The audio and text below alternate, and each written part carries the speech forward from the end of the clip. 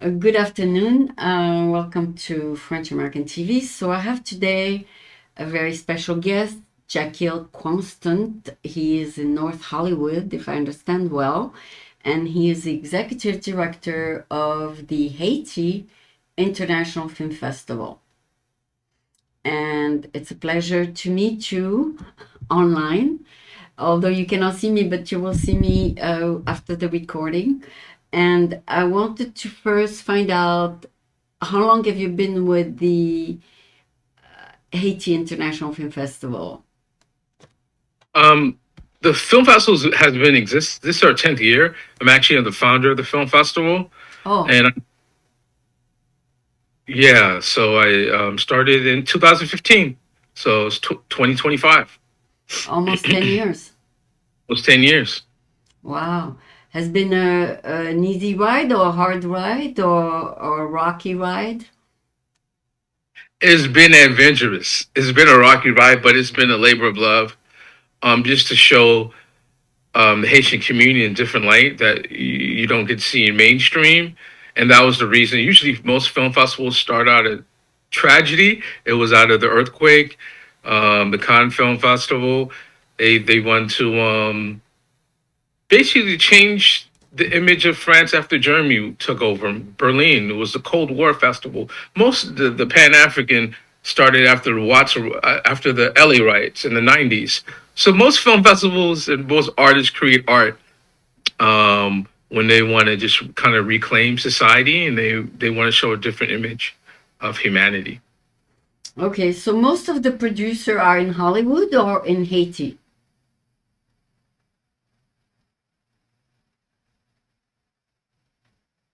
Can you hear me? I can hear you now. Oh, okay. I was asking the film that you receive, are they produced locally in the United States or are they produced in Haiti? Both. So we have films produced in Haiti, in the Haitian diaspora, New York, Miami. We have filmmakers in Europe, from France, wherever the Haitian diaspora is. They definitely. I mean, this is a home for them in LA. They get to Okay. show their films in Los Angeles and Hollywood. And do they speak Haitian or what language they speak in those movies? It's why most it is Haitian Creole, but mostly they have English subtitles. Oh, So because our audience is not all Haitian, hmm. so we definitely trying to have it open for a global audience. Okay. So So yeah, you, English from Creole to Spanish, where they are. If they're, we had a filmmaker that had a film in the Dominican Republic, and the language there primarily is Spanish. So that oh, documentary was in Spanish. So it just depends of where the filmmaker are in the dominant knowledge language of that society. They mostly if they were raised there, mm. they definitely speak that language. Okay, sounds good. Now, when you receive a submission for film, you don't necessarily understand it, correct? I mean, you have to have some kind of interpreter. Actually, I really don't, because since they're subtitled, so that's how most foreign films are, you know. So I don't really have to have an interpreter because I just make it a record. You know, it's required. If it is, you know, in French or Spanish that it's subtitled, then you know that's I think that's how we watch so many films from Netflix, right? Like Yeah, we don't speak Korean, yeah. but because those films are from inception are thought of globally. So they have English subtitles. So that makes it easy for us. I guess Anglophones. Okay, so when the festival started with you then 10 years ago and has Yeah, moved into being a very important festival because I looked at your website, there's quite a bit of film being presented. yeah. It because I think after the earthquake, Haitians wanted to show a different image of Haiti, including myself. Yeah. I produced my thesis film. It was called Haiti is a Nation of Artists. It's about Haitian artists creating transformational art after 2010 at Cal State Northridge. Then I met 10 other filmmakers, who felt the same way I wanted, and they wanted to restore the image of Haiti and just have a different understanding. And I think most of us were first generation of actually going to film school. Mm-hmm. So I think of learning this global cinema, but we felt there was like a whole like there wasn't really an understanding of like Haitian society, or the Haitian American culture. So I think that's why we went back when we wanted to reconnect. I think of 9/11, people wanted to go back.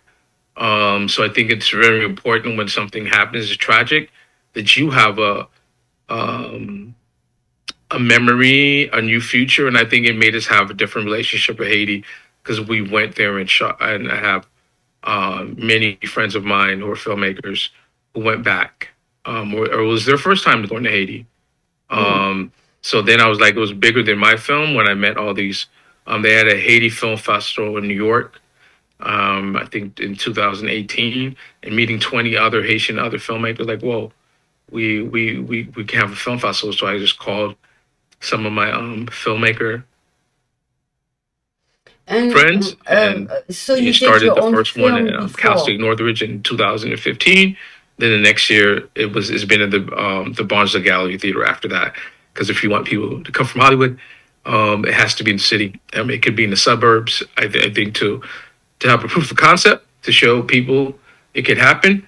Then we just diversified because the first year we had mostly documentaries. The next year we included narratives, experimental. We just our programming changed because we wanted to make sure that the community felt like they were involved and it wasn't just for academia.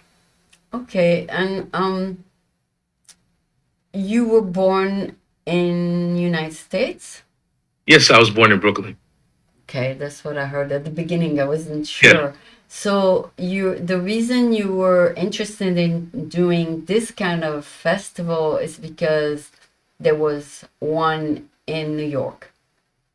No, I went there.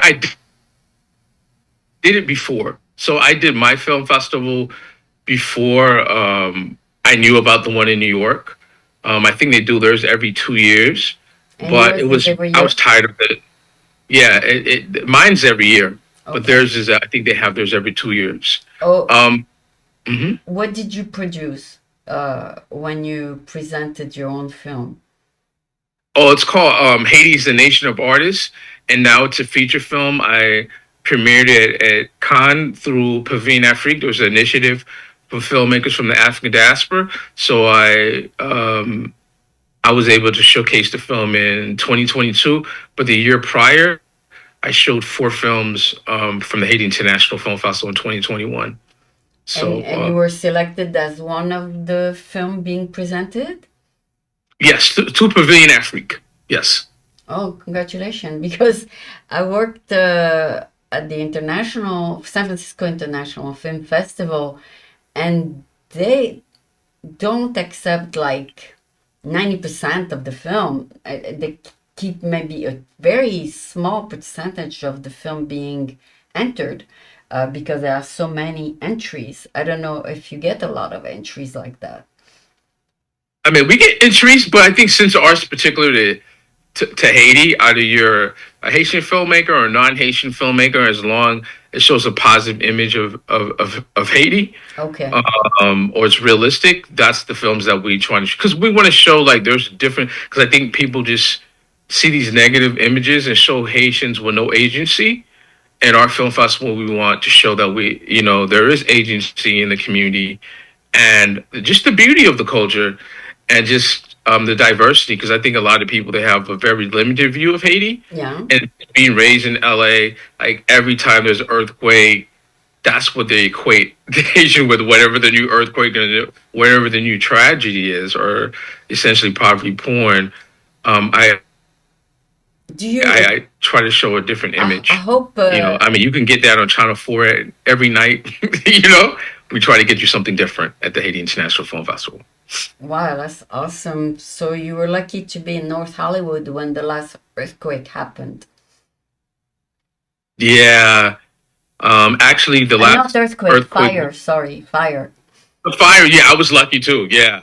So I think that was the first time that it was something that hit me home Yeah. because the last two tragedies of Haiti, I was away. I'm abroad. I'm in LA. I sympathize, but it's different when I have friends who had their homes burned. In Altadena, I just went to a we went to a fundraiser last week in North Hollywood. Mm. That one of my former co-workers, his family's their homes were burnt to the ground, and Oh. we went to this fundraiser on Haitian last week, May 17th, close to Haitian Flag Day. That's May 18th. So Oh. I think Yes, I this saw on your touches you in a different profile way a that fundraiser. people who are going. I think it's different being afar from Yeah. destruction than actually knowing people that you went to school with, you work with, and just to see like just the effects on the city. But I was lucky that we are in the flatlands. We're in North Hollywood where we could see everything, but we weren't escorted out of our home or anything like that. So, but my prayers are to the people who are Affected. be affected and recovering right now. Well, that's very nice of you to have done a fundraiser for them. I commend you for that because everybody is into their own problems. They don't want to deal with other people's problems, right? In a lot of time, they say, well, let them deal with the FEMA, the federal government, which is not very effective in a lot of ways.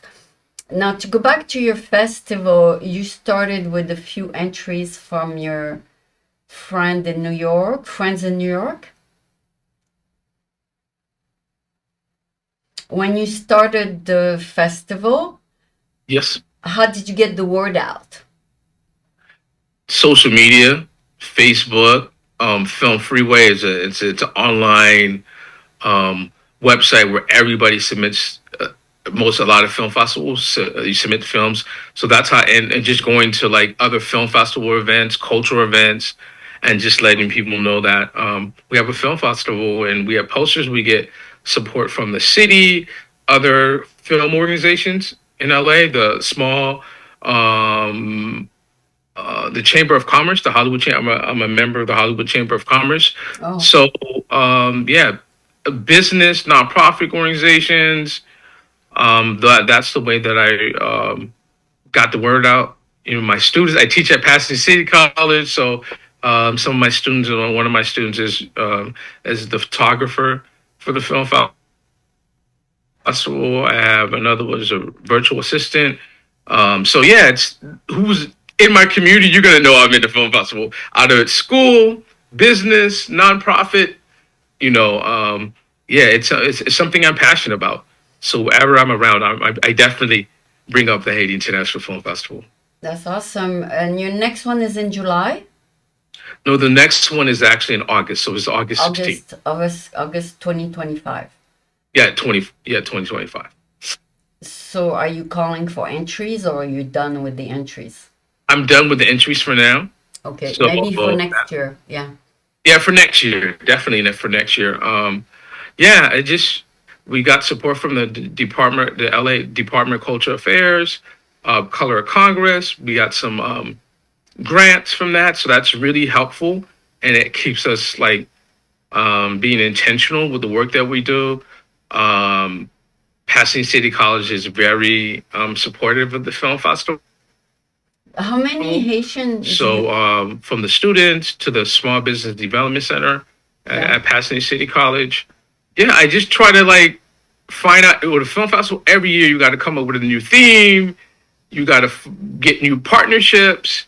You have to, what I mean, that's kind of like, and I think overall you got to just love. You got to love cinema, you know, and you How support many it. Haitian do you estimate are in the US? I think it's about 1 million that's in the Oh, U.S. Yeah, big. no, there's like 1.3. Yeah, especially they probably got more because of the Biden program. Hmm. Um, yeah, no, So I mean, it's an especially when you go to. important community then. No, it is. It's definitely because we have, especially in New York, Miami, and now you have Haitians who are moving to Los Angeles too. We have like 50,000 in LA County. Oh, wow. Um, so things are definitely because these I are mean, Haitians who first moved to New York and Miami, yeah, and they chose to come to because they usually move when it comes to Los Angeles. They already been to New York and Miami, and they're looking for different professional opportunities. that's awesome. So Haiti has been on the news only when there was big events, political or natural disasters. So I guess a lot of the film you receive are documentaries of all these events. I mean, they're all yeah. We get documentaries, we get narratives, we get Haitians are kind of cinephiles. They like all kind of films. They like experimental films. They like narratives. So it really broadened my perspective of showing the audience these different type of films, and they're really receptive to the films. And we have a generation of like probably the second generation that's in film school now, Yeah. who are making their films and they work in the industry and they're making their second and third films. So I'm just happy that we have alumni now who are submitting their second and third films to us. Wow. So yeah, yeah. So they get also the support of the studios in Hollywood. I wouldn't. I mean, some of them. It just depends on what they do. Like Jimmy John Louis, he's pretty prominent, where he gets film. Yeah, he gets support from like Nigeria, films overseas, and he does TV. He's in Hollywood. On Garcelle Buffet. I think you'll find more of the actors probably do television, and then it gives them enough economic to do their own independent projects. So I think you'll find that a lot. Like they do TV, they like kind of do TV and film. Yeah, so they do get support. It just depends on your brand. Depends like how many projects. But our North Star is Jimmy John Louis because he goes to con every year. That's why I went. I was like, Jimmy, you go every year and you do at least 3 or 4 projects. So that's why I went to con because I was like, I wanted to be able to market myself from a global perspective. You went to Cannes in France? Yeah, I did. Yeah, I went to Cannes in 2022. So I went there. Awesome. Yeah, they definitely invite me to come back, but I feel like as a filmmaker, like I needed another film. Yeah. So the next film I create, definitely I would go back. I had such an amazing experience of Yeah. being in. I saw DiCaprio briefly at the film festival in Cannes. I don't know if you saw it. He gave the award to his mentor. What's his name? I forgot. Anyway, there was a lot of very important personality at the Cannes Film Festival. But yeah, you should go back and network, meet, uh, filmmakers and suggest they enter your festival. I don't know if that's the kind of entry you might want, but you do have international entries. People, Yeah, definitely. No, yeah.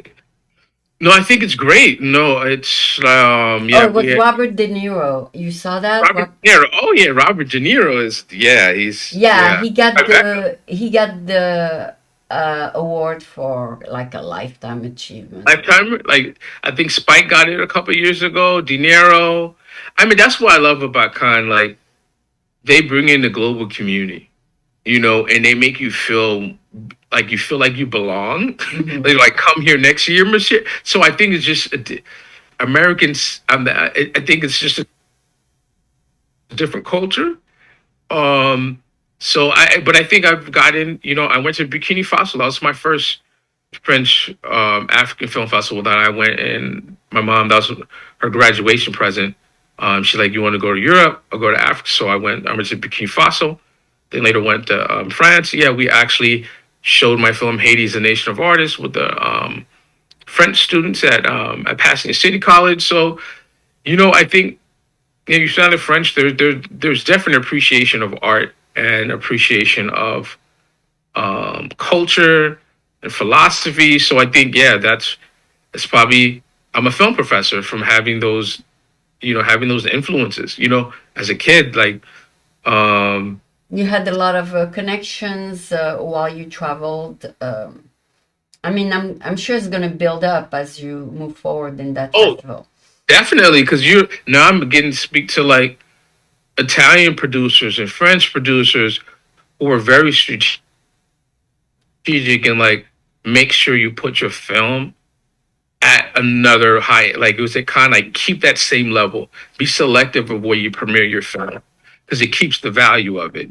So I think that's why I went at now my film went at 4 film festivals. The Silicon is in the Bay Area, the African Silicon Valley Film Festival. We won another film festival in south of France. It was a Pan Afrique Film Festival in south of France, and we won another film festival in Africa, and we won a film festival in New York. Haitian Loves Dominicans, like with another organization. So yeah, it's been well received to our global audience. So it that as a filmmaker, that's your dream. You hope that the message of the film that you make, the audience is receptive to your message. Hmm. And you take regular length movies like 90 minutes and or more, right? You take uh, long films, not just short films. No, I take it long. Like I try to take features. Unless they ask me if they program, because sometimes an organization they want certain. I try to bring long. If we're going to go on a long trip, like from Los Angeles, you want to bring, long form films. Yeah, last before I did, yeah, I definitely had the film. I had like some long. They had some shorts, but yeah, I definitely want to have long form and short form, so people could see the diversity of the work that we create. So it Either takes they're nature. a lot of time to go through the submissions. You spend a big part of your life watching those submissions. You have to, yes. You spend a long time, but I do have a committee, so we watch them together. So it's, because sometimes you're on a fence of certain films, and you need other people's opinion because we only have a limited time. So we want to make sure we show the best with the time that we have. And Yeah, because I think this year we're. do you Mhm. stay out of politics? So it could be also, I mean, it could be any topic. No, it can be politics. Like I don't stay out of it, but it just matters. Is it a good story? That's the Oh, most that important okay, to that's the me. most important. Yeah. Okay.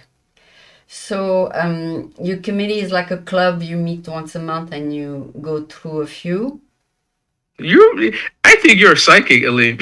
Yeah, exactly. We meet once a month. We have our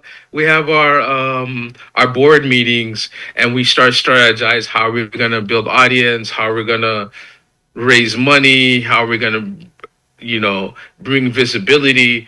So yeah, it's and that's how we've been. Yeah, we have new board members, so that's been amazing. Of having people who are in the industry, who are Haitian descent, and really want to propel the film festival. And so I think it's having people to have this passion, and just like having family. My wife has been with me since the beginning of the film festival, and we designed all the posters. She's Mexican American, and just has been really, you know, instrumental and really helpful in the film festival, and just people I graduated from film school with. It's like our communities, people that were my interns before for the film festival, that they come back every year because they enjoy this experience of seeing films that they would never see anywhere else. Okay, so when I went to the LA International Film Festival, it was in different theaters, presented in different theaters.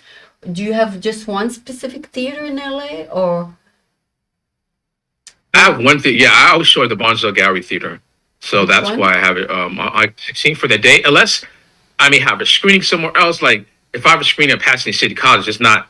It's a theater at the college, but usually for the annual film festival, yeah, we have it at the Bonzo Gallery Theater.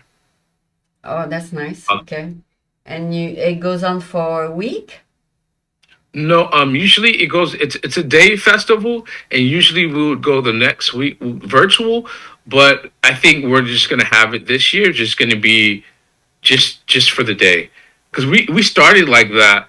But I think during COVID, um, since the audience was more global and not everybody was traveling to LA, so we did have the festival online for a couple, me for like since COVID for the last 3 4 years. But I think this year people are not so much online and people want to go. I think they want to go to and we're getting more sponsors. So I think to really take care of our sponsors, I think we're going to focus on the in person, um, and just have some, some maybe workshops virtually. But I think we really want to, have a great experience for the people that actually come to the festival. Yeah, in-person meetings and Yeah. stuff like that. Okay, well, I hope you'll move in that direction. This way you'll get more visibility on the ground. Yes. And then you can form a partnership with the New York Haitian International Film. Yeah. I mean, we'll definitely talk to them because I know they have their film in May. I think this year. I think they May or June. I think in June. So I'll definitely reach out to exactly the director. I mean, yeah, it was so great when I was on a panel there. They put me on a panel that I was gonna be like the future of Haitian. documentary filmmaking. With hate. So it's like just seeing that, and I think that's what's the space that these independent film festivals do.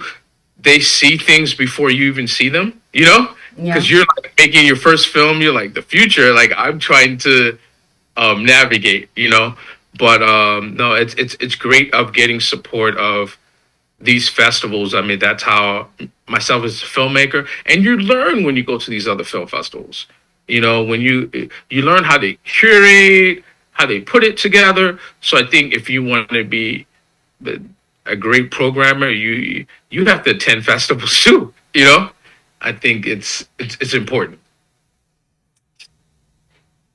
And so you enjoy it. It's part of your life now. I mean, it's like you concentrate most of your time Yeah, on it. it's integrated in my life. Like I love it from Haitian. Like you can see this Haitian art. Um, yeah, like I love film festivals. How how is I Haiti doing nowadays? I know they've been destroyed and rebuilt. How is Haiti now? Have you been lately? No.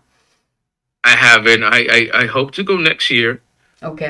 And bring the film festival probably in Okap in northern Haiti. Yeah. Um, Uh, yeah, that's kind of like just my contribution. Like I started this Haitian bricolage gallery. So we, because I curate Haitian art shows too. So we have an art show at Pasadena City College, and we have another one in Cypress College. So that show at Pasadena is Haiti's a nation of artists. So we'll have art that I have in the Haitian bricolage gallery. So in my home, I have all this art from doing the documentary, and then and it's more like I show more like realism. So we show our heroes, our historical heroes, Henry Christophe, Toussaint. We have our various leaders, Alexander Peshon. mhm. So yeah, we definitely try to. I mean, I think when people see these images, these different images of Haiti, they have a different conversation. The artist of the painting behind you, is that uh, a, an artist that you like? Who is it? It's an artist. I have to give you a second on the artist name. Yeah, let me. It was Jimmy Prier. Jimmy. Jimmy Prier. Okay, so you go and curate his art? Yeah, like I collect. Like one of my friends was in Haiti, and he saw this historical art. I said, "That's exactly what I want." You know. So then he brought it to me in California. Like I saw the pictures online, or he sent the image to me through WhatsApp. then I was and like, these are the ones that I want. And and yeah, you so did whenever it. I go, I always get at least 10 pieces. I always get 10 of it. Or now, since I can't go, I get certain artists just they ship it to me, but they And can't then until you go to a June. gallery. I go to a gallery where there's guys who paint. Like they have a like in Petroville, they have a whole block that they just paint art. They put up their art every day, so I buy it. I buy it from these artists Really? that put up. Yeah, yeah, and then I get it framed. When it get here, then I know a framer at Pasadena City College. So when I get the painting, then I have them put it because it's the way you frame it, right? If I just put it raw, then it's not going to have the value. But once I frame it, it brings up the value of the art. And I'm sure there's internationally buyers for that kind of art. You see, you have your buyers are international. I mean, right now there've been more of the colleges because I Oh, curate and that's how I monetize it. I haven't really. I'm still learning that because it's different selling film to okay. selling art. So it's like 3 years. Like I'm really. I mean, it's on the website where anybody in the world could buy it. But I think you have to like. Even with that, you got to build your brand. And what's been more is curating like Haitian art shows at colleges. But I think what my next thing is probably trying to bring them in like institutions like hospitals, like in those I think where they already have art or they already have an art budget. I think that's where I'm going to try to focus on, different. Oh, maybe they're in the Haitian community or not, but they already have a budget and they already buy art anyway. I mean, And do, I've been seeing different art people. That's what kind of what they do. So yeah, you always have to like pivot as an artist, and it's how you sell art and film can be different. And you just learn. I mean, you always have to learn new things okay, especially and if you want to do. as for the film, so you make most of the money on that one day, and then if you do it a week, of course, there'll be more entry in person. Yep, exactly. You make most money, and you make some money. What I realized, I've been doing some research is doing the educational distribution. Like we have 7 films at Greenwell College in Iowa. So I think I'm gonna focus on putting more in museums and in colleges that and do more film series instead of one-offs where you just do it one time. Yeah, So I mean that's my focus of bringing um, and bringing. getting them into the colleges, and then eventually having online where people could just see them. Mhm. But I think at museums and at colleges, like people are used to new ideas a lot more, um, then I think I could do direct to buyer. But I think establishing in the educational sector, then try to focus on the consumer sector. Tell me about one film that you think is going to be the most striking this year that you saw and Um, everybody agreed it's the best. oh, Mountains. We just showed at Pasadena City College. It's an amazing film. Um, it's just like I've seen that film probably 4 times already, and every time you see it, it's just so deep. It's about a demolition worker who destroys other homes, and he realized that he's destroying his own family home in Miami in particular in the Haitian American community. So just and Monica Sorrell, the director, did an amazing job of showing like a love through a Haitian American family in contemporary times. So that's definitely going to be there. We have another film is Kidnapping. I've seen it a couple times, and that film is actually shot in Haiti with Gilbert, with like Haitian actors and Haitian and actors from the diaspora. It's is talking about kidnapping, but it's still done in a way that there's humanity in it, right? And it's just not um just negative. Yeah. But that's another great film. We have some more surprise. There's some great films because these films are traveling to Cannes in Europe and winning. These Haitian films are doing. These filmmakers are doing phenomenal work. So Remind me the date, August what? August 17th? August 16th. 16th. Yep, And that'll be in LA. I'll be in LA. I'll be in Hollywood at the Bonsall Gallery Theater. Bonzo. Okay. That should be fun. I mean, you invite the international producers and you give prizes too? Yeah, I do. So I give a best narrative, best innovative film. Um, then a best short film, and we give a best documentary. Yeah. Then we do a Haitian diaspora award, somebody doing phenomenal work within the community. Then we give a Haitian community award, like somebody who's just like an unsung hero that's done a lot for our community. So we implemented that in the I think last year. Hmm. So this is our second year of doing that, and we have a surprise Haitian Beauty Award. So I think it's honoring these people, these filmmakers, and these business people who are doing phenomenal who are doing phenomenal work for our community, and hopefully to stimulate other Haitian creative business people to continue to carry on the baton and do the work. So I think when they see people being acknowledged, they're like, "Oh, I could do this," and it's an environment that we can network, and filmmakers can do their second and third films. And I really love to see like these filmmakers now who've came to the film and now they're collaborating with each other in different projects. Like Bashir Sylvain, our host, um, he has a new film out. So that's that he collaborated with another filmmaker that was in the film festival maybe 2 years ago. So I love to see that. That then I know my impact is working because that's what I wanted. I didn't want us to always feel isolated.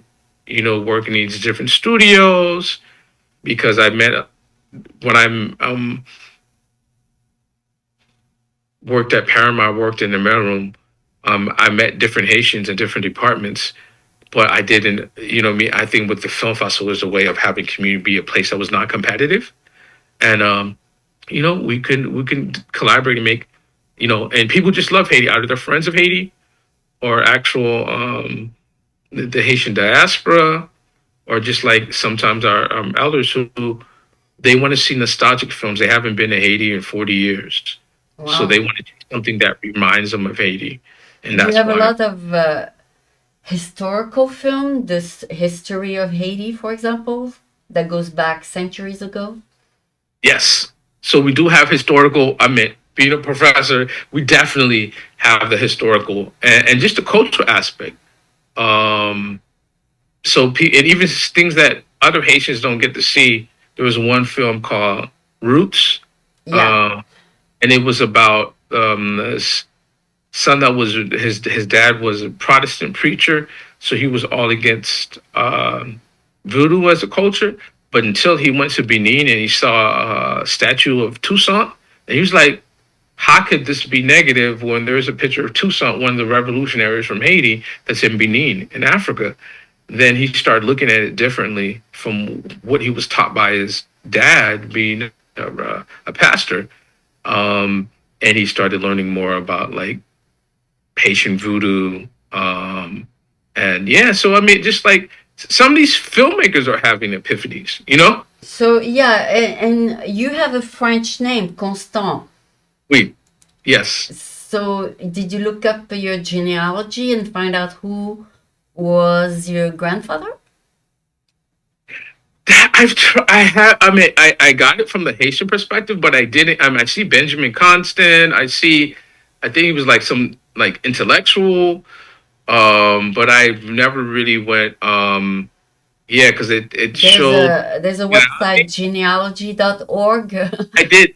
I didn't haven't done Gina. I did something else, but it went into. I think when we got, at least when we got there from, I think we got there in the 1850s. But I think that's something I would. look more into. So you Um, have a little bit, you probably have French blood in you because of your Definitely, name, right? yes, yeah. Yeah, my mom definitely told it because my mom, actually spoke French and everything. So I'll definitely, because I know the one of the generals in Haiti was definitely a constant, but to look on French side, I haven't done that yet. To look like what um, Are there you a know lot of French left in Haiti? there. I think they are. I mean French. I mean there's a lot of French names, so I'm pretty sure. I mean they still. I mean there's 40,000 non-Haitian who still live in it. I don't know. You know what I mean? They do have. If you go to Jacquil, Yeah. there's a lot of non-Europeans or French or Canadians or people from Switzerland. That like most of the gallery owners are not Haitian. You Oh, know, okay. like when I went interview, they're from Switzerland. They're the Monet family. They're Syrian. So yeah, and they've been in Haiti for like since the 50s, or more. Because you got to see like even with uh, the Jewish having an independent state, Haiti was the last vote for them to be like Israel and stuff. So Haiti's always been there for other countries that were going through any kind of turmoil. Their door was always open.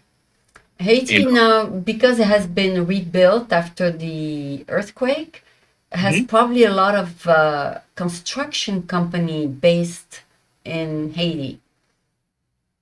I Yep. mean, from United States or maybe from Europe. It depends where the donors were from to rebuild it. I don't. No, that's true. I mean, there's a lot of construction companies. I mean, Haiti has 10,000 NGOs for a population of 11 million people.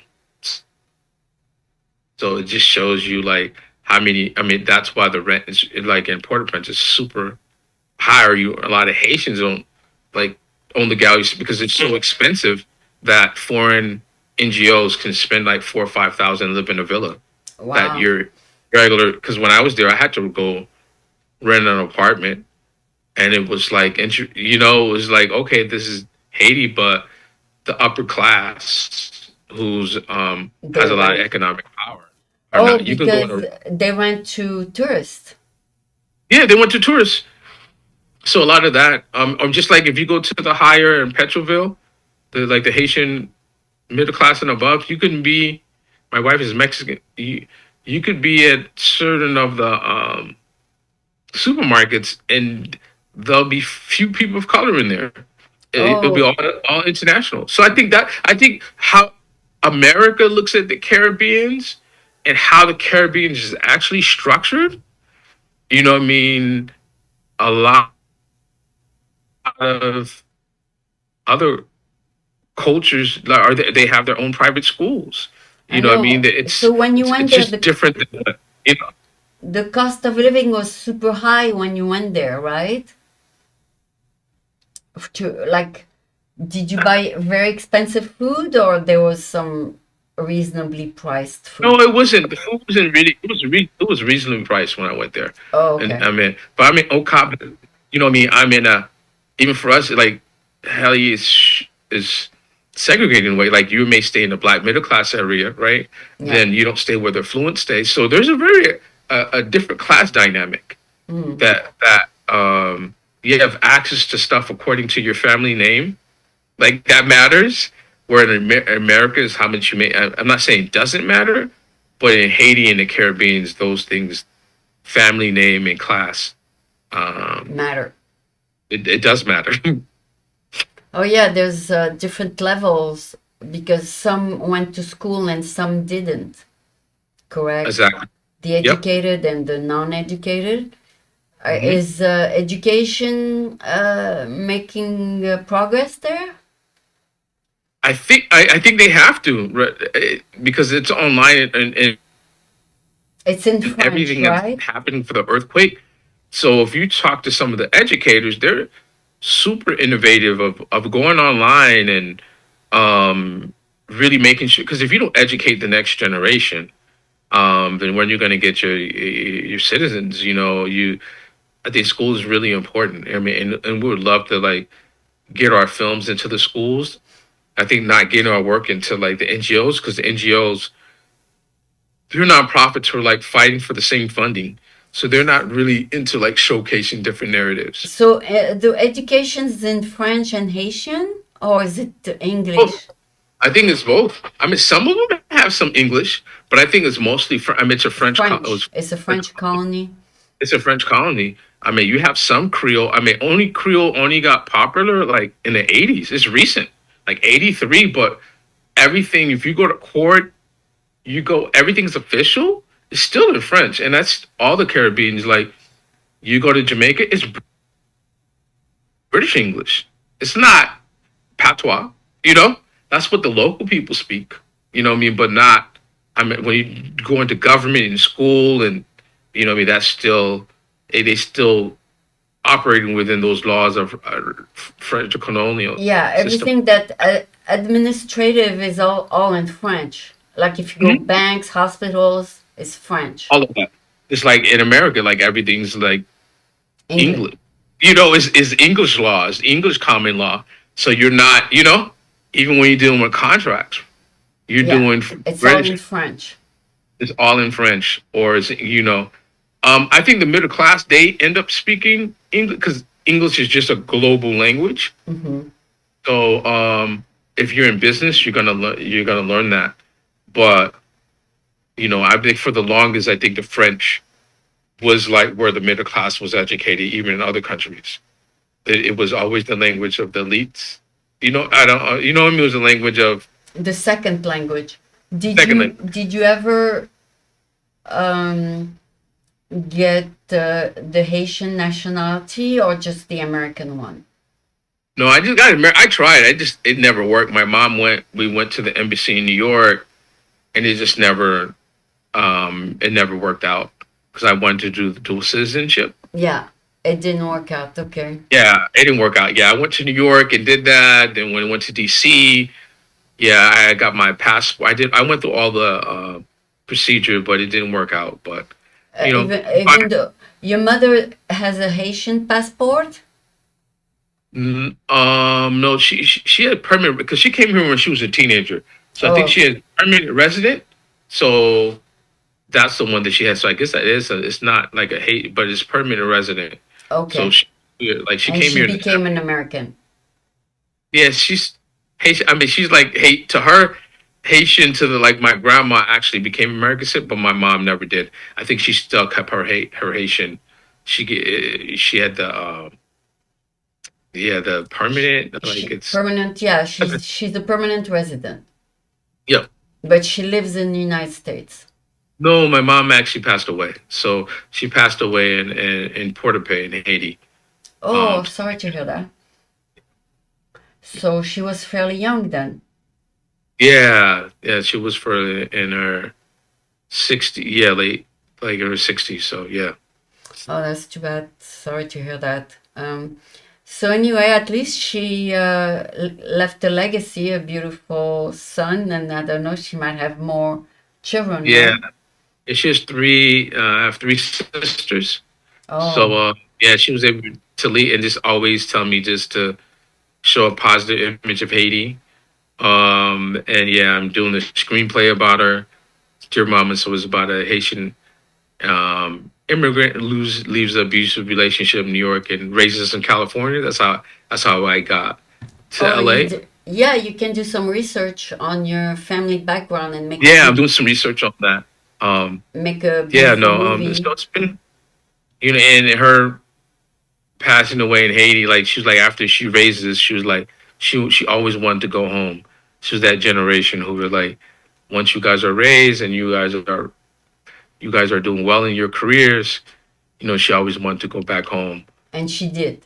She did, yeah. So, but it gave me a super connection with Haiti, like going there and seeing how, like in New Orleans, how they send somebody off in Haiti, and you're like, man, it was so nice to see her being like celebrated even she was gone. So it just They have the Mardi Gras there, right?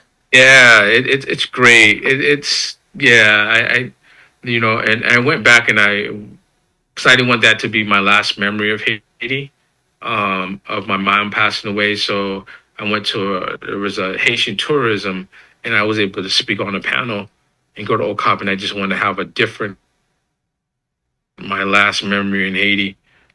I wanted it to be like just different experience, and yeah, I think that's what helped me make the film Haiti is a Nation of Artists. That's how I dealt with the grief Yeah, of she's putting my probably work back into the looking down on you and being proud of what you're doing. yeah. Um, so it's good that you bring her legacy back to light, uh, and that you work on the Haitian culture and everything else that you're gonna go and go through as the festival moves forward. So it's a great initiative. It's like planting a seed that's gonna grow and grow and grow, right? Yeah, definitely. It's been great. And sometimes me traveling, I met this artist when I was in New York. And she's actually doing a bottle for my mom and my nephew. Whereas took two images of my mom and she's decorating on her bottle. And so it's like, she just sent it to me I think today or yesterday is like beautiful. And I was like, these are ways that when I have an art exhibit, I could have her there, I could have her at home, I could have my net. So I think sometimes, and then the artist challenged me. I had this one angelic image of my mom being this wedding. She goes, but we need a contemporary image of her being a woman. You know what I mean? Of her like You living have her life. pictures of her, and Yeah, you can make a movie, a documentary. that's what I'm going to do. That's the next. I'm setting my time up so I can, because I wrote 30 pages already, but I just need time to reflect and kind of. You got to interview your sisters and Yep. her nephews and nieces, Yeah. the whole Yeah. family. See if they have memory of her. Hmm. Yeah. They no, I need. I'm really happy to do that, and I think you just have to be in the proper headspace. Call So I it think, memory of my mother or memories of my mom, and yeah, that would be a hit movies. yeah, I'm ready. Yeah, Because people get touched yeah, I'm ready for that to when happen. people It's remember it's beautiful, that you get to acknowledge um your family. what people have done, the contributions they've made, and yeah, I'm really happy and honored, and just continue to do the work, and open doors is supposed to open. I put it in God's hands sometimes. In that, I learned that from her a lot. Like, do the So you work, do have family in Haiti. huh? You do have family in Haiti. Do you have family in Haiti? Yes, I do. Actually, in Porta Pay, yes, they took care of my mom when When when she her went last there? year or so when she was in Haiti. So it's nice to. I need to be more in communication with them, but no, it's nice that that you have roots that you can go back to. I don't know, or a family you can talk to, and they want to hear from you. You know, and it's so great. Like they actually like own a hotel, so we got to stay at the hotel in Porter Pay, and it was just like seeing family that they know you for generate or they everybody looks like you're in an environment like and being in California. Of course, that's rare, but being a place where she was born, um, yeah, it just gives you your roots back in a sense. It gives you like um You feel like you're home when you're there. yeah, exactly. I feel like when I'm there, I'm around there. I feel like I'm home, and What kind of food they cook for you? oh man, the food is so wonderful. I'll say like they make you The prawns and the fish, shrimp. the plantain, the jiri the black rice, the we have one lady out here we always have her make food for the film festival, Carmen. Um, so yeah, she makes Haitian food. like the food that reminds you. You taste it, you feel like you're in Haiti. You know, so it's just great to eat. eat all the different foods that we have, and just feel like you're home. And I think that's what the art does for you. The it transplants you home out of the art or the food. Yeah, But you it, should open think, a Haiti restaurant in New York. I mean, in LA. I think filmmaking takes a lot of time, Yeah, you and don't I'm have not time a great for. cook like that. It will have to be somebody who's a great cook. Yeah, you Uh, can hire people. Yeah, bring people from Haiti to LA. Definitely, we do good that we do have a good cook here. So we definitely have her whenever we have family gatherings. Um, we always have her food because her food is just phenomenal. Um, yeah, and no, it's great to be able to bring, and that's what my mom was always about. She like make it a home, make the film festival home where she was like, you're not gonna spend the night. So if your friends come over and come to our house, and I'll make them Haitian food or make them. So that's how a lot of people were introduced through Haiti was through my mom in my home. Or when I And worked production, she would cook for them. So what part of your festival you is know, in Spanish? Because you work with someone who speaks Spanish, you said. Is there a lot of Spanish film in your festival? no, there's only a couple. I mean, it just if there's a film in there, maybe be like one or two. Like we had one. I think Eric. She's half. Her dad's African American. Her mom is Mexican. So she did a film about Haitians in Mexico. So Okay. then her film was it was in Spanish, but had English subtitle. Okay. Okay. Another Got film, it. like that's what she does. She just does films about um, the black experience in Mexico. I So see. and you just go down to Tijuana. Like I drove down to San Diego, and I did like a film workshop. But it was great because one, there's Haitians in Mexico now, but they had three translators. They had the Spanish translator, English, and a Haitian Creole. Yeah. So And when I was so you doing my made presentation, she there was made a somebody film out like of it? doing all the translations in three different languages. Oh, wow. So So most of your films have subtitles. most of them, I say some of them, not all of them, because if they're in the U.S., then Oh, then it's they in English. Okay. yeah, they say English unless they put Creole in the film, because Okay. it gives you that, I don't know, that sauce. It gives you that Haitian, like if you have some Creole, have some of the culture in there. I think it's important. I think language is really important. Yes, sir. Of course. Do you think you can tackle a small part in French? Oh, let's just We can try. let's try. Let's try. Ok. On va parler en français et avec nous est Jacquil Constant qui organise le festival international de films de Haïti. Et il est avec nous aujourd'hui, il va nous en parler. Bienvenue sur French American TV. Peux-tu nous dire de quoi est fait le festival? C'est toi qui l'as organisé, n'est-ce pas? Tu es le directeur du festival, n'est-ce pas? Oui, Oui. Euh, oui. et comment as-tu organisé ce festival?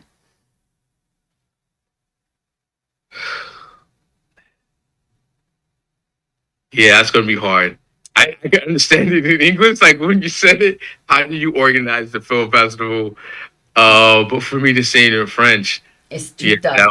it would be too tough. Yeah, Okay. So let it go. Next time you spend 3 months in France, you'll be fluent yes, again. I'll be fluid again. Oui, You have to immerse yourself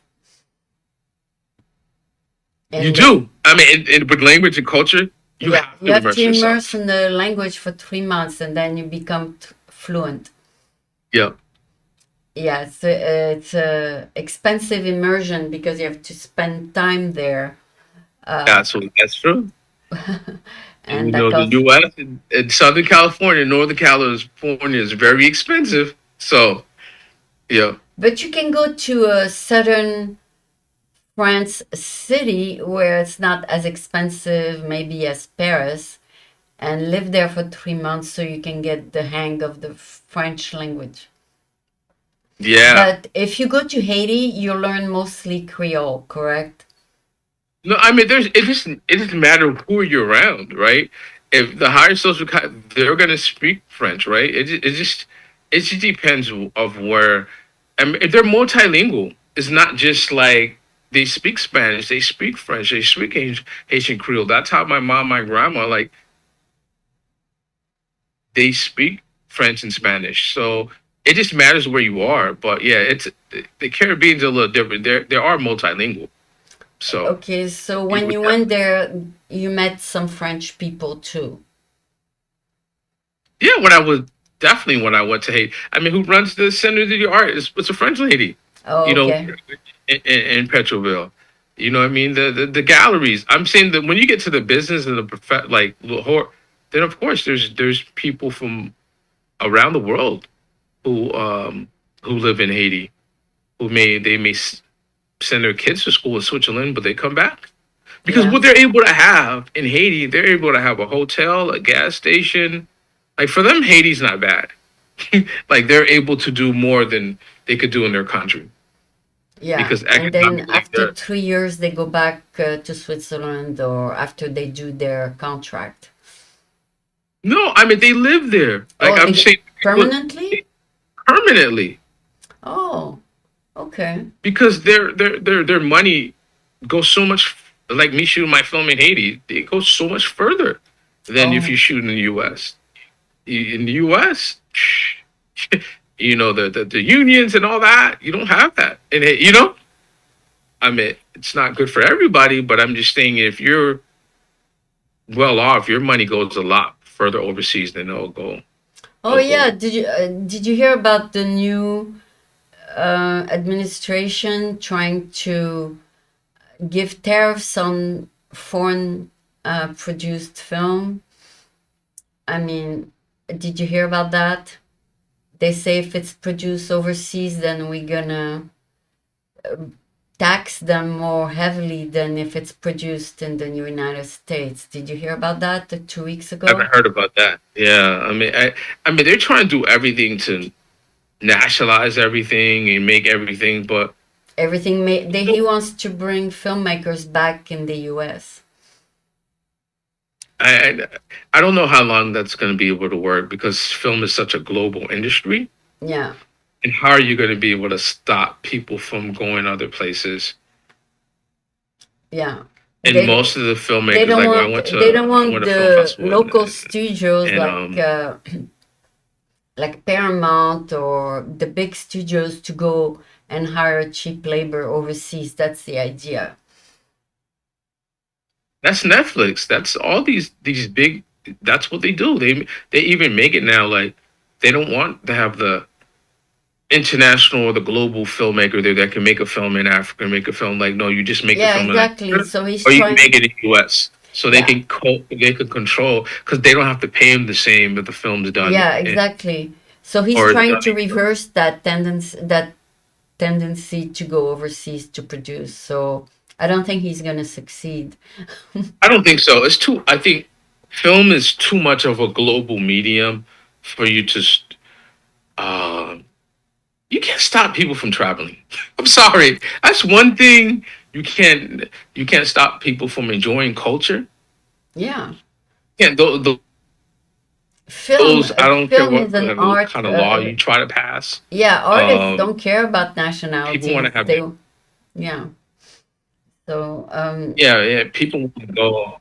Yeah, I don't know how that's gonna how it's gonna work.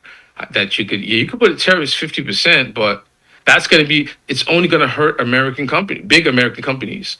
How is it gonna hurt the independent where they mhm. go shoot in other places? Because they're trying to get their work to a global audience. Sometimes you shoot somewhere else, you get better deals, you get hotels, your money just goes further. I mean, it's just I mean, you would want to shoot in the U.S. sometimes, but sometimes um, there's advantage. I mean, there's advantages and disadvantages, of shooting somewhere else. But I think you're not going to stop a lot of producers, and they've been doing that stuff for years. You know, to for them to unless there's no tax incentives anymore. Mm-hmm. But I mean, sometimes it's cheaper to go shoot in a foreign country than you could shoot your whole production. You Yeah. know, in Europe or Do you personally shoot at least one movie per year? nah. I mean, I wish.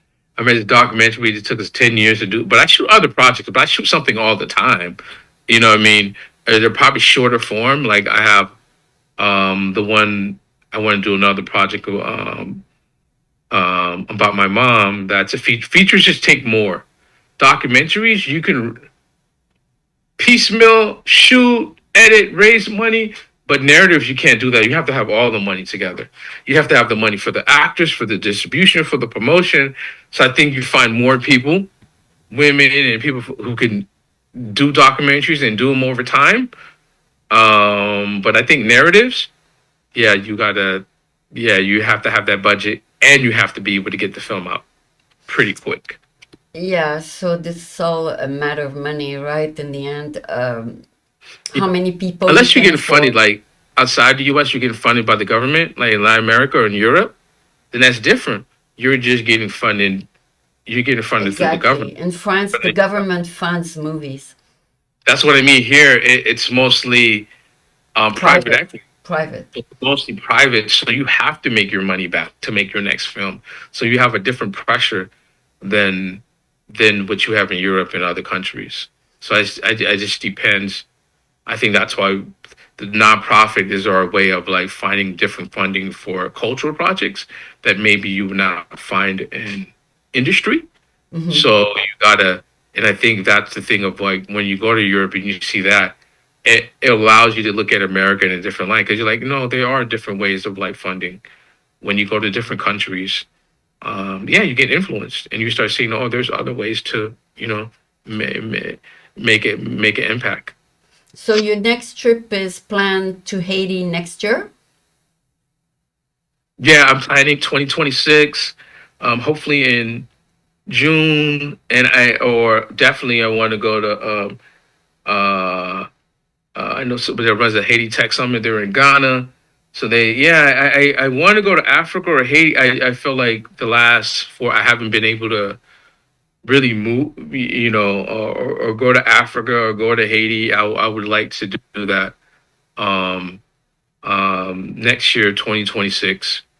And You can bring your cameraman with you and everything. yeah, yeah, I will do that. But I will start working on this new documentary, Haiti as a Nation of Artists, but from a woman's perspective. So I want to interview like educators, artists, curators, these women who's been really beneficial of me being able to have my films at colleges, universities. It's been mostly women at these institutions who, yeah, the Fowler Museum. Do you plan on going also in rural areas of Haiti rather than just the tourist areas? Do you plan on going all